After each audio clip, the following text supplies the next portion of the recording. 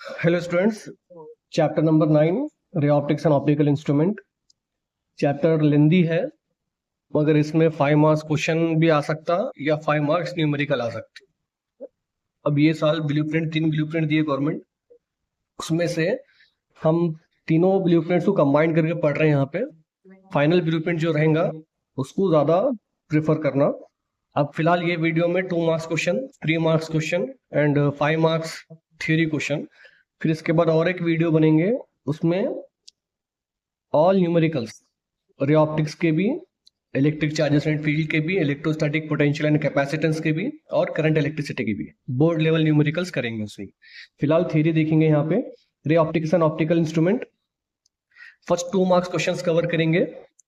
तो यहाँ पे फर्स्ट क्वेश्चन है what is reflection of light. ये पूरे 2 मार्क्स क्वेश्चन है। तो what is reflection of light में, रिफ्लेक्शन ऑफ लाइट जिसको बोलते हैं, पहले यहाँ पे देखो एक सिंपल वे में देखो आप। सपोज ये एक सरफेस है, कुछ कोई सरफेस होगा ये। तो यहां से अगर हम लाइट ट्रैवल करा रहे हैं, तो जैसे ही लाइट आके टच करेंगी ये सरफेस को, ये सरफेस को जब लाइट आके टच करेंगी, तो टच करने के बाद लाइट जो है वापिस उसी मीडियम में चले जाना। समझो एयर में से लाइट आई थी, रेयर मीडियम से लाइट आई थी, after touching to the surface light वहीं पर वापस चले जाना, वापस एयर में ही चले जाना। सपोज ये गिलास था, नीचे का मीडियम गिलास है, ऊपर का मीडियम एयर है, तो लाइट एयर में से आके एयर में वापस चले जाना, इसको बोलते हैं रिफ्लेक्शन ऑफ लाइट। यहाँ पे देखो, the change in the direction of the light. देखो लाइट का डायरेक्शन चेंज हुआ, यहां से आ रही थी यहां पे चलेगी। The change in the direction of light without change in the medium, medium change नहीं हुआ, एयर में से लाइट आई थी और एयर में ही लाइट चलेगी। The change in the direction of the light without change in the direction of the medium or without change in medium is called reflection of light। अब यहाँ पे लॉज है इसके, ये क्वेश्चन ज्यादा नहीं आएगा 2 मार्क्स में, जस्ट आपको मालूम होना वाले बता दिया मैं what is reflection of light. ये क्वेश्चन इंपॉर्टेंट है, 2 मार्क्स में मैक्सिमम चांसेस है ये क्वेश्चन आने के। State laws of reflection, there are 2 laws. तो पहले हम यहाँ पे डायग्रामेटिकली समझेंगे लॉज क्या है। ये डायग्राम आप देखो, इसको और एक बार ड्रॉ कर रहा हूं मैं यहाँ पे। ये हमारे पास एक सरफेस था, समझो ये डेंसर मीडियम है, हम सरफेस का नाम डेंसर दे देंगे, और ये हमारे पास रेयर मीडियम है। तो लाइट आ गई, डेंसर मीडियम से टकराई, और डेंसर मीडियम से टकराने के बाद वापस चली गई, तो ये रिफ्लेक्शन हो गया, दिस इज कॉल्ड रिफ्लेक्शन। मगर जब लाइट ट्रैवल हुई, जैसे ही वो डेंसर मीडियम को टकरा देंगी, यहाँ पे हम एक एज्यूम करेंगे कि यहाँ पे एक नॉर्मल क्रिएट हो जाएगा। This dotted line is known as normal line. आप कुछ भी अल्फाबेट से डिनोट कर सकते हैं इसको, लेट वी डिनोट MN। तो जब लाइट आके टकराई इसको, तो ये नॉर्मल लाइन से टकराने के बाद ये हो गया इसका एंगल ऑफ इंसिडेंस, और ये हो गया इसका angle of reflection. Angle of incidence, angle of reflection. जब लाइट आके टकराई, एंगल ऑफ इंसिडेंस, लाइट चले गई वापिस with some angle, angle of reflection. तो फर्स्ट लॉ क्या बोलता है यहाँ पे, according to law of reflection, the angle of incidence I, angle of incidence is equal to the angle of reflection. That means अगर हम लाइट ट्रैवल कर रहे हैं, suppose we are taking I is equal to 45 degree, then must be R equal to 45 degree. R cannot be equal to 46 degree. R 46 degree नहीं होगा, 44 degree भी नहीं होगा।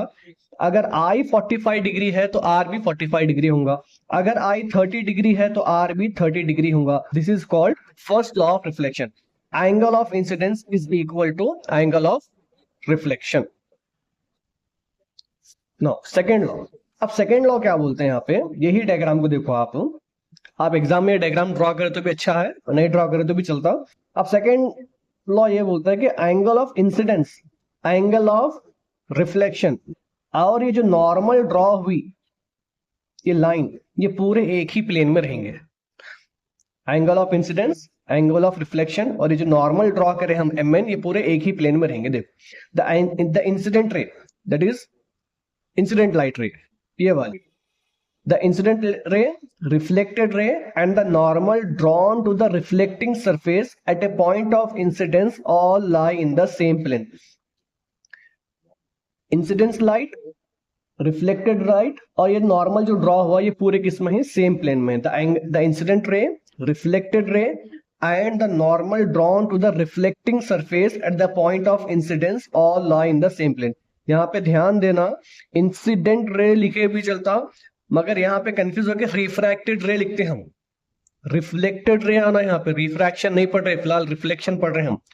रिफ्लेक्टेड एल रहना यहाँ पे, रिफ्रैक्टेड नहीं लिखना, रिफ्लेक्टेड रे। द इंसिडेंट रे, reflected ray and the normal drawn to the reflecting surface at the point of incidence all lie in the same plane।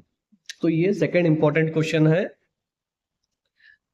Ray optics का 2 मार्क्स में। अब इसके बाद नेक्स्ट क्वेश्चन है explain Cartesian sign convention. ये बहुत ज्यादा इजी है, देखो यहाँ पे हम सिंपल समझेंगे कार्टेशियन साइन कन्वेंशन क्या है। हम क्लास 7 से ग्राफ करते आ रहे हैं, तो हमको मालूम है कि ये पॉजिटिव एक्स एक्सिस रहती है, ये नेगेटिव एक्स एक्सिस रहती है, ये पॉजिटिव वाई एक्सिस रहती है, ये नेगेटिव वाई एक्सिस रहती है। तो इसका मतलब क्या है कि अगर जो भी वैल्यूज हम इधर साइड लेते हैं ये पूरे क्या लेते हैं हम, पॉजिटिव। जो वैल्यू ये साइड लेते हैं हम ये पूरे वैल्यूज क्या लेते हैं हम, पॉजिटिव। जो इधर साइड लेते हैं वो पूरे वैल्यूज क्या लेते हैं हम, पॉजिटिव। जो नीचे लेते हैं वो पूरे वैल्यूज क्या लेते हैं हम, पॉजिटिव। इसी को समझना है। जो प्लस एक्स एक्सिस में जो भी टर्म्स रहेंगे रे डायग्राम में, चाहे वो मिरर का होंदे, चाहे वो लेंस का होंदे, चाहे वो प्रिज्म का होंदे, कौन सा भी होंदे, अगर वो वैल्यूज प्लस एक्स डायरेक्शन में जा रहे हैं तो पूरों का आंसर पॉजिटिव रहेगा। अगर वो नेगेटिव डायरेक्शन में जा रहे हैं तो पूरों का आंसर नेगेटिव रहेगा। अगर ऊपर जा रहे हैं तो पॉजिटिव रहेगा, अगर नीचे आ रहे हैं तो नेगेटिव रहेगा। तो यहाँ पे देखो डायग्राम हम ड्रॉ करेंगे अकॉर्डिंग टू दिस ओनली। यहाँ पे डायग्राम ड्रॉ करो मैं। यहाँ पे मैं एक स्फेरिकल मिरर कंसिडर कर रहा हूं, कौन सा भी ले सकते हैं आप।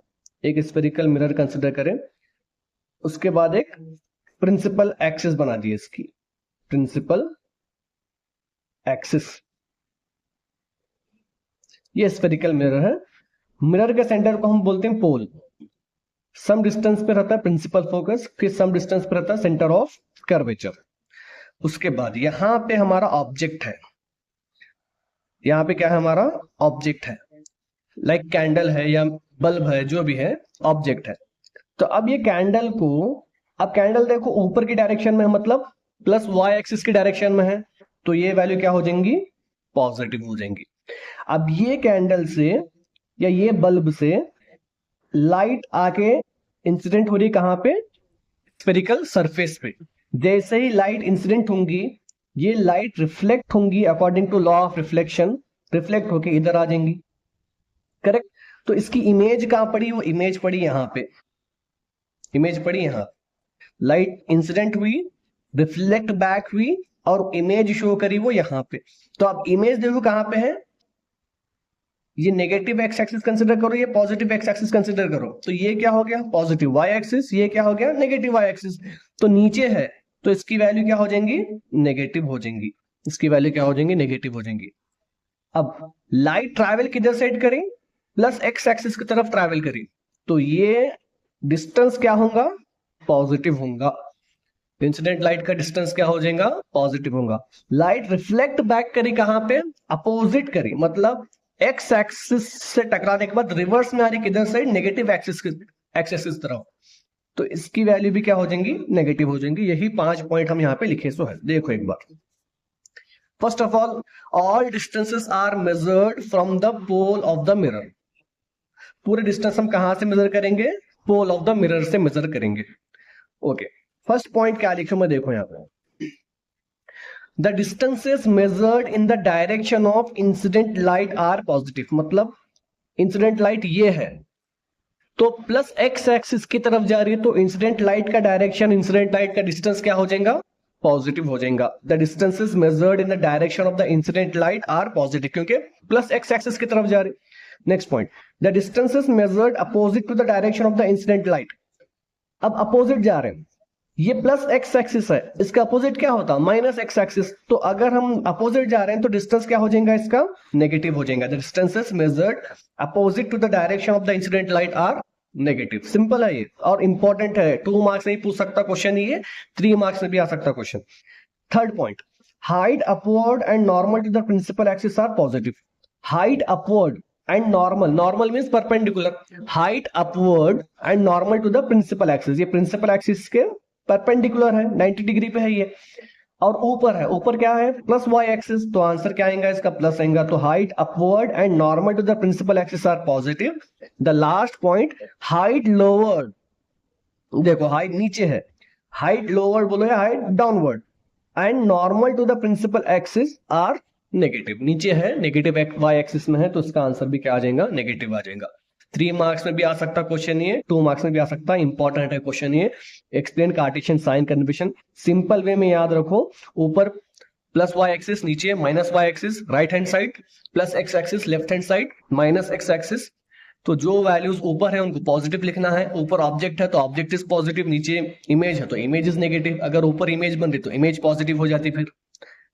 According to plus Y axis minus Y axis plus X axis minus X axis consider करना है, मगर पूरे जो मेजरमेंट करेंगे हम वो कहां से करेंगे, पोल ऑफ द मिरर से मेजरमेंट करेंगे। नेक्स्ट क्वेश्चन, ड्रॉ ए रे डायग्राम फॉर स्फेरिकल मिरर, यहाँ पे मैं कॉनकेव का भी ड्रॉ कर रहा हूँ, कॉन्वेक्स का भी ड्रॉ कर रहा हूँ, दोनों में से कौन सा भी एक ड्रॉ करना है एग्जाम में। इससे पहले पूछा सो है क्वेश्चन है 2 मार्क्स में, ड्रॉ ए रे डायग्राम फॉर स्फेरिकल मिरर बोल के, लेंस के लिए भी आ सकता है ये क्वेश्चन, फिलहाल मिरर के लिए देख रहे हैं हम, लेंस स्टार्ट करके जब लेंस का देखेंगे, या तो कॉनकेव मिरर का ड्रॉ करो आप, या तो कॉन्वेक्स मिरर का ड्रॉ करो, दोनों भी देखेंगे हम कैसे डायग्राम रहेंगे। देखो ध्यान देना, आप रे डायग्राम ड्रॉ कर रहे हैं तो पहले एक स्फेरिकल सरफेस, फिर उसके बाद एक प्रिंसिपल एक्सिस, अगर हम यहाँ पे शेड कर रहे हैं तो ये हो जाएगा हमारा कॉनकेव मिरर, अगर हम बाहर शेड करें तो कॉनकेव मिरर हो जाएगा। और ये लैब एग्जाम जब रहेंगे आपके तब भी इंपॉर्टेंट है, एक्सटर्नल क्वेश्चंस पूछते हैं what is the difference between concave mirror and convex mirror, concave lens and convex lens, ये क्वेश्चंस लैब वाइवा में भी आते हैं आपको। और रे ऑप्टिक्स पे से टोटल 4 एक्सपेरिमेंट आपको लैब में परफॉर्म करना है, according to Karnataka board pattern 4 experiment जो है सिर्फ और सिर्फ रे ऑप्टिक्स पे रहेंगे, 2 एक्सपेरिमेंट करंट इलेक्ट्रिसिटी पे रहेंगे। देखो यहाँ पे, तो ये रहता पोल ऑफ द मिरर, ये रहता प्रिंसिपल फोकस, ये रहता centre of curvature, centre of curvature. तो ये कौन सा मिरर है हमारे पास, ये है हमारे पास कॉनकेव मिरर। एग्जाम में सिर्फ स्फेरिकल मिरर पूछा तो कौन सा भी कर सकते हैं आप दोनों में से, मगर इंडिकेट करे अगर उन्होंने कि ड्रॉ रे डायग्राम फॉर कॉनकेव मिरर तो यही ड्रॉ करना पड़ेगा, रे डायग्राम इंडिकेट करे अगर कॉन्वेक्स मिरर तो और एक डायग्राम है वो ड्रॉ करना पड़ेगा। फिलहाल कॉनकेव मिरर का देखेंगे हम। तो लाइट ट्रैवल करें, यहाँ पे देखो लाइट ट्रैवल की, इंसिडेंट लाइट है, ट्रैवल करने के बाद ये कहाँ पे आएंगी 100% फोकस पे आएंगी। यहाँ से और एक लाइट ट्रैवल कराओ, और ये लाइट भी कहाँ पे जाएंगी after incidenting on the surface, ये भी कहाँ पे जाएंगी reflecting back to the focus, principal focus. ये है सिंपल रे डायग्राम किसका, कॉनकेव मिरर का। देखो यहाँ पे कलरफुल डायग्राम ड्रॉ करूँ मैं, आप एग्जाम में पेंसिल से ड्रॉ करना डायग्राम। ये रेड लाइट इंसिडेंट है और रिफ्लेक्टिंग है, सरफेस को ब्लू पेन से ड्रॉ करूँ मैं, ये पोल ऑफ द मिरर, ये कॉनकेव मिरर, ये प्रिंसिपल फोकस। यहाँ पे समवेयर क्या रहता है, सेंटर ऑफ कर्वेचर रहता, वो नहीं ड्रॉ करते भी चलता आप। तो लाइट इंसिडेंट होने के बाद रिफ्लेक्ट हुई किस पे, प्रिंसिपल फोकस पे। यहाँ से भी लाइट इंसिडेंट हुई तो कहाँ पे रिफ्लेक्ट होंगी, प्रिंसिपल फोकस पे। ध्यान देना कॉनकेव मिरर अगर आप ड्रॉ कर रहे हैं तो शेडेड एरिया बाहर रहेगा। ओके, अब कॉन्वेक्स मिरर, कॉन्वेक्स मिरर के लिए देखो अंदर शेड करेंगे हम कॉन्वेक्स मिरर को। ये हमारे पास क्या है फिर, प्रिंसिपल एक्सिस है, कॉन्वेक्स मिरर ये पोल है। कॉन्वेक्स मिरर में क्या करना, प्रिंसिपल फोकस शेडेड एरिया के बाहर रखना इधर साइड। तो लाइट जब हम ट्रैवल करेंगे यहाँ पे ऐसे,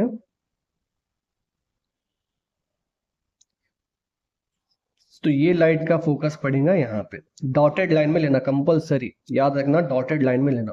और यही डॉटेड लाइन की डायरेक्शन में एक स्ट्रेट लाइन ट्रैवल करना, यही डॉटेड लाइन की डायरेक्शन में रहना, जरा भी टेढ़ा बिंगा ना हो। यहीं से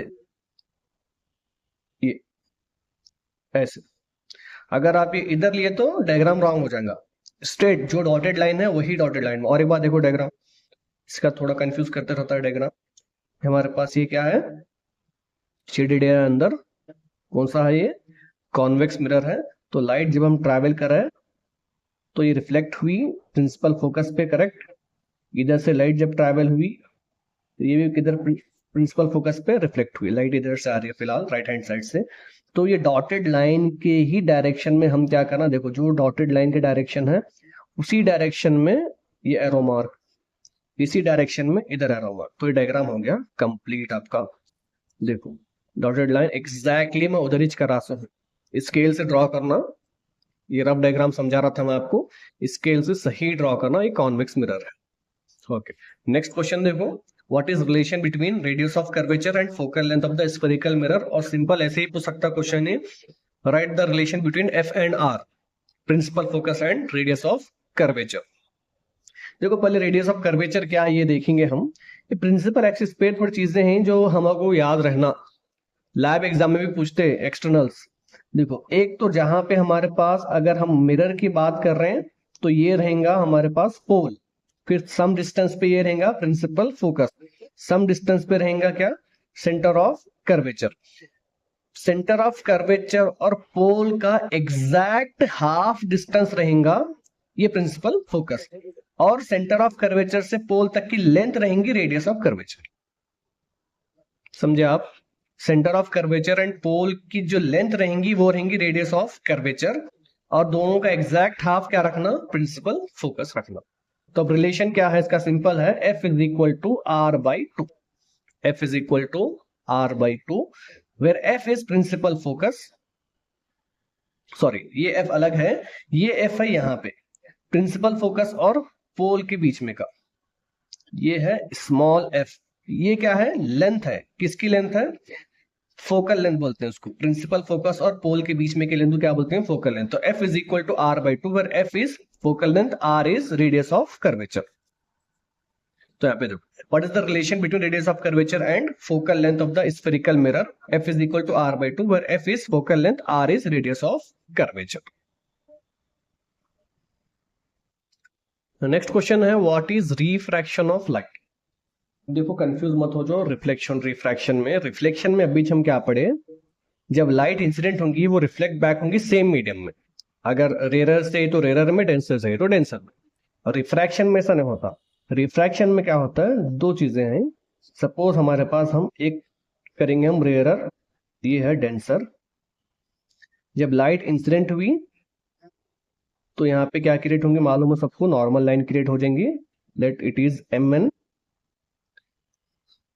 तो रिफ्लेक्शन में रिफ्लेक्ट बैक होंगी, मगर इसमें रिफ्लेक्ट बैक नहीं होंगी। अगर लाइट रेरर से डेंसर में आ रही है तो लाइट जो है, असल तो इसको जाना था यहां पे, मगर ये टुवर्ड्स द नॉर्मल बेंट हो जाएंगे। If light is travelling from rarer medium to denser medium, it bends towards the normal. This phenomena is called refraction of light. अगर लाइट डेंसर से रेरर में ही तो अब देखेंगे, सॉरी, अब सपोज ये हमारे पास डेंसर मीडियम है और ये हमारे पास रेरर मीडियम है, तो लाइट को हम कहां से कहां ट्रैवल करा रहे हैं, हम डेंसर से रेरर में ट्रैवल करा रहे हैं। तो यहाँ पे क्या आएगा, नॉर्मल लाइन, स्केल से ड्रॉ करो आप ये एग्जाम में। तो असल में तो लाइट को चले जाना था ऐसा, करेक्ट है, क्योंकि लाइट कहां से इंसिडेंट हुई थी, डेंसर से। मगर लाइट क्या करेंगी, away from the normal bent हो जाएंगी। नॉर्मल इधर है तो अभी ज्यादा दूर चले जाएंगी light, when light is travelling from denser medium to rarer medium. Simple है, याद रखना, when light is travelling from rarer medium to denser medium, it bends towards the normal, and when the light is traveling from denser medium to rarer medium, it goes away from the normal. This phenomena is called refraction of light. Okay, definition देखो यहाँ पे, when a ray of light is travels from one optical medium to another optical medium, यानी कि rarer से denser या denser से rarer of different optical densities। अब rarer में ऑप्टिकल डेंसिटी अलग रहेंगी, डेंसर में ऑप्टिकल डेंसिटी अलग रहेंगी, तो इसलिए लिख रहे हैं हम यहाँ पे of different optical densities, it changes its direction, direction change करेंगी। This phenomena is called refraction of light. यानी कि अगर लाइट यहाँ पे देखो, एक डायग्राम भी ड्रॉ करना एग्जाम में, हम फिलहाल रेयर से डेंसर का डायग्राम ड्रॉ करें। जब लाइट ट्रैवल हुई थी रेयर से डेंसर में, तो लाइट को चले जाना था इधर साइड, करेक्ट, मगर ये बेंट हुई किधर, नॉर्मल की तरफ। तो लाइट जब रेयर से डेंसर में ट्रैवल करती है तो नॉर्मल की तरफ बेंट करती है। This phenomena is called refraction of light या एंगल ऑफ इंसिडेंस। ये डी लिखे हम, इसको हम डिनोट कर रहे हैं यहाँ पे रिफ्रैक्शन के साथ। नेक्स्ट क्वेश्चन है state laws of refraction of light. अब रिफ्लेक्शन के लॉज देखे थे, रिफ्रैक्शन में भी दो लॉ हैं। इसमें फर्स्ट तो उतना इंपॉर्टेंट नहीं है, सेकंड क्वेश्चन आ सकता है आपको, जस्ट स्टेट स्नेल्स लॉ। तो यहां से यहां तक 2 मार्क्स में लिखना। फर्स्ट लॉ देखेंगे फिर। फर्स्ट लॉ क्या है देखो, द इंसिडेंट रे, refracted ray and the normal drawn to the refracting surface at the point of incidence all lie in the same plane। अभी जो रिफ्रैक्शन का कॉन्सेप्ट देखे हम कि लाइट जब रेयर मीडियम से इंसिडेंट हुई और जाना था इधर पर बेंट हुई टुवर्ड्स द नॉर्मल, या लाइट डेंसर मीडियम से इंसिडेंट हुई तो अवे फ्रॉम द नॉर्मल जाना था, इधर इधर जाना था, गई किधर, अवे फ्रॉम द नॉर्मल। तो ये कॉन्सेप्ट को हम बोलते हैं रिफ्रैक्शन। तो उन्होंने यही बोल रहे हैं कि द इंसिडेंट रे and refracted ray and the normal, this line is normal, drawn to the refracting surface at the point of incidence all lie in the same plane। ये एक ही प्लेन में होते हैं। इंपॉर्टेंट है सेकेंड लॉ, स्नेल्स लॉ, ये important है। देखो यहाँ पे क्या बोल रहे हैं, the ratio of sine of the angle of incidence to the sine of the angle of refraction is constant. Angle of incidence को किससे डिनोट करते हैं हम, आई से, एंगल ऑफ रिफ्रैक्शन को आर से। तो यहाँ पे सेकेंड लॉ ये बोलता, that is also called Snell's law, the ratio of sine of the angle of incidence, sine I, at the place of sine theta we can write sine I, the ratio of sine of the angle of incidence to the sine of the angle of refraction, the ratio of sine of the angle of incidence to the sine of the angle of refraction is equal to constant। it can also be written as, देखो अगर हम उसको ऐसे समझें कि ये हमारा एक सरफेस था, जैसे लाइट इंसिडेंट हुई तो नॉर्मल लाइन क्रिएट हुई, तो ये angle of incidence angle of refraction हो रहा है यहाँ पे। सपोज ये रेयर मीडियम है और ये डेंसर मीडियम है, तो light towards the normal bent हुई, इधर जाना था बट बेंट कहाँ पे हुई, टुवर्ड्स द नॉर्मल बेंट हुई। तो इसको अगर हम रेयर मीडियम में कंसिडर कर रहे हैं तो इसका रिफ्रैक्टिव इंडेक्स हम कंसिडर करते हैं n1 और इसका रिफ्रैक्टिव इंडेक्स n2। तो sine I by sine R को हम लिख सकते हैं यहाँ पे sine I divided by sine R is equal to n2 1। तो यहाँ पे देखो, the ratio of sine of the angle of incidence of the sine of the angle of refraction is constant for a given pair of media and for given wavelength of light, that is sin I by sin R is equal to constant। it can also be written as sin I by sin R is equal to n21। n is nothing but refractive index, 2 is nothing but second medium, 1 is nothing but first medium, n21। थोड़े books में refractive index को n से denote करते हैं, थोड़े books में refractive index को mu से डिनोट करते हैं, दोनों का मतलब सेम ही है। या तो आप n1 n2 लिख के डेराइव करो डेरिवेशंस आगे, या μ1 μ2 लिख के ड्राइव करो, दोनों का मतलब एक ही होता। तो n21 मतलब refractive index, n is noted for refractive index. Next question है what is TIR, total internal reflection. पहले इसका कॉन्सेप्ट समझेंगे, उसके बाद मैं आपको थ्योरी बताता हूं क्या है। देखो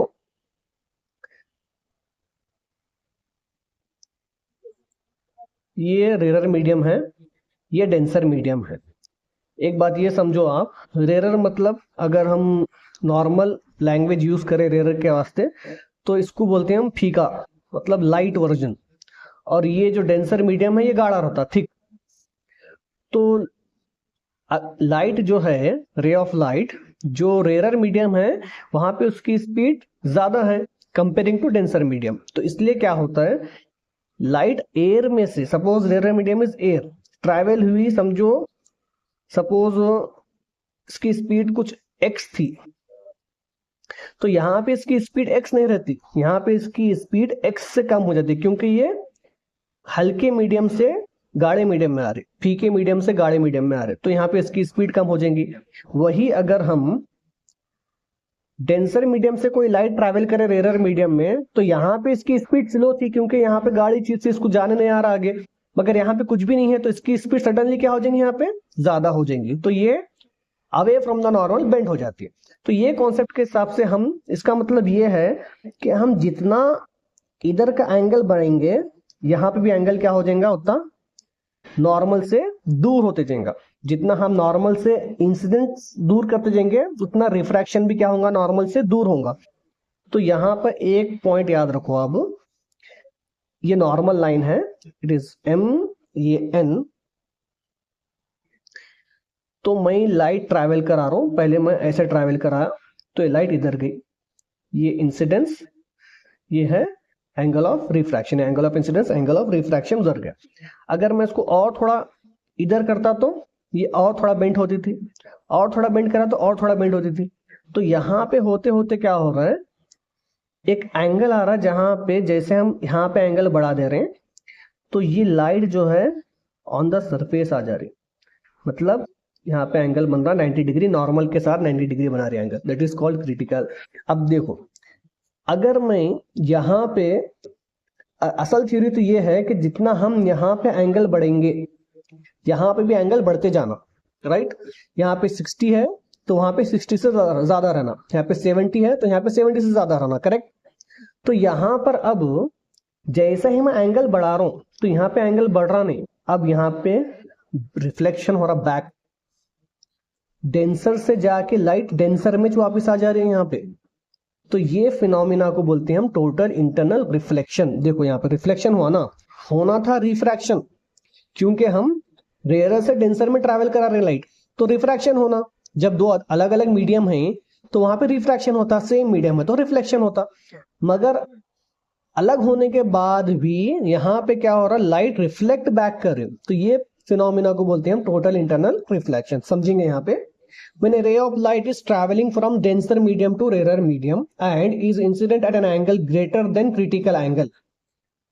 देखो एक एंगल, एक टाइम आया जहां पे रिफ्रैक्शन लाइट क्या हो गई, 90 हो गई, तो मैं यहां से जब एंगल बढ़ा रहा हूं तो इसको भी एंगल बढ़ना चाहिए, मगर अब ये यहाँ पे क्या हो गया, रिफ्लेक्टिंग बैक हो गया। is incident at an angle greater than critical angle, the ray does not undergo refraction। अब वहां पे रिफ्रैक्शन नहीं होगा, it undergoes only reflection। This phenomena is called total internal reflection। Important है ये, एग्जाम में पूछा सो है, स्नेल्स लॉ भी इंपॉर्टेंट है, टोटल इंटरनल रिफ्लेक्शन भी इंपॉर्टेंट है, 2 मार्क्स में। Next question, define power of lens, also define dioptre. Power of lens का मतलब क्या है, देखो जैसा अब हमारे को स्पेक्स लगते हैं, थोड़ों का जो चश्मा है थोड़े लोगों को दूर का नहीं दिखता, थोड़े लोगों को नजदीक का नहीं दिखता। तो क्या दोनों में सेम ग्लासेस लगे हुए हैं? सेम ग्लासेस लगे हुए नहीं है, थोड़ों में लगे हुए हैं कन्वर्जिंग लेंसेस, थोड़ों में लगे हुए हैं डाइवर्जिंग लेंसेस, तो उसी को बोलते हैं पावर। तो यहाँ पे देखो, the ability of the lens either converge और डाइवर्ज। अगर कन्वर्ज कराना है तो कन्वर्जिंग लेंस लगाना, डाइवर्ज कराना है तो diverging lens. The ability of the lens either to converge और diverge the ray of light after refraction. देखो रिफ्रैक्शन का वर्ड क्यों यूज हो रहा है यहाँ पे, क्योंकि जब अगर हम चश्मे की बात करें, हमारे स्पेक्स की बात करें, तो बाहर का मीडियम अलग है और यहाँ पे लेंस का मीडियम अलग है, तो दो अलग अलग मीडियम हो तो वहां पे क्या होता, रिफ्रैक्शन होता वहां पे। The ability of the lens either to converge or diverge the ray of light after refraction is called power of lens, and the SI unit of power of lens is diopter। तो 1 diopter का definition ही पूछते कभी कभी। Power of lens is 1 diopter if its focal length is 1 meter। अगर उसकी focal length 1 meter है तो उसको 1 diopter बोलते हैं। Last 2 marks question, right A note on prism. ये इंपॉर्टेंट है लैब के वास्ते भी। तो देखो प्रिज्म कैसा रहता, प्रिज्म आपके पास एक रफ डायग्राम ड्रॉ करेंगे, यहाँ पे 3D डायग्राम है ये, समझो इसको, ओके।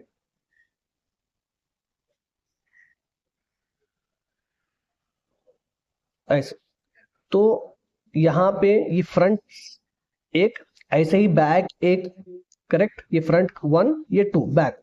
साइड में यहाँ पे एक रेक्टेंगुलर फेस होता, ये एक रेक्टेंगल, यहाँ पे ये एक रेक्टेंगल, इधर साइड और एक रेक्टेंगल, ये 2 रेक्टेंगल, और बेसमेंट भी उसका रेक्टेंगल शेप रहता। Prism is an optical medium bounded by 3 rectangular faces, 3 rectangle face रहते हैं इसके, 2 साइड में रहते हैं यहाँ पे और एक नीचे रहता, 3 rectangular faces and 2 triangular faces parallel to each other, और 2 ट्रायंगुलर फेस रहते हैं, एक सामने और एक एग्जैक्ट पीछे। अब जो 3 रेक्टेंगुलर फेस हैं उसमें से 2 जो हैं पॉलिश्ड रहते हैं। From 3 rectangular faces 2 are polished. Polished इसलिए क्योंकि वहां पे हमको रिफ्रैक्शन कराना है, अगर रफ सरफेस रहा तो रिफ्रैक्शन नहीं होता, तो उसको पॉलिश्ड करते हैं हम रिफ्रैक्शन के वास्ते। From 3 rectangular faces 2 are polished and are called refracting faces and the third rectangular face is grounded, उसको नीचे रखने का रहता, वहां पे कुछ भी ना होता, and it is called base of the prism. It is called base of the prism. जब आप लैब करेंगे एक्सटर्नल प्रिज्म का एक एक्सपेरिमेंट है, वहां पे angle of deviation, minimum deviation का इंपॉर्टेंट है, कंपलसरी कराना रहता, सबसे इजी डेरिवेशन है ये, सॉरी प्रैक्टिकल है सेकेंड ईयर फिजिक्स का। तो इसमें एक्सटर्नल सिर्फ एक ही क्वेश्चन पूछेगा, वो है ये। अगर इतना पैराग्राफ आपको याद है तो लैब में 30 आउट ऑफ 30 आराम से मिल जाते हैं आप। एक्सटर्नल यही पूछते हैं कि प्रिज्म में कितने रेक्टेंगुलर फेस रहते हैं, कितने ट्रायंगुलर फेस रहते हैं, तो आप बोल देना 3 रेक्टेंगुलर फेसेस 2 ट्रायंगुलर फेसेस। अब फिर एक्सटर्नल का क्वेश्चन रहता है कि रिफ्रैक्शन कितने फेस पे पॉसिबल है प्रिज्म में, तो रिफ्रैक्शन 2 फेस से पॉसिबल है, क्योंकि 2 ही पॉलिश्ड रहते हैं, एक तो ग्राउंडेड रहता है, वहां पे तो रिफ्रैक्शन नहीं कर सकते। अब और एक क्वेश्चन ट्विस्टेड ये रहता है कि इमेज को जब बन रही है इमेज, उसका एंगल ऑफ डेविएशन कैसा देखना। तो हम प्रैक्टिकल जब करते हैं तो वो इमेज जो फॉर्म हो रही है उसको हम देखते हैं ये ट्रायंगुलर फेस में से। जब ये ट्रायंगुलर फेस में से देखेंगे हम उसको, तो हमको लगेगा कि इमेज फॉर्म हो रही है। तो ये थे 2 मार्क्स क्वेश्चन।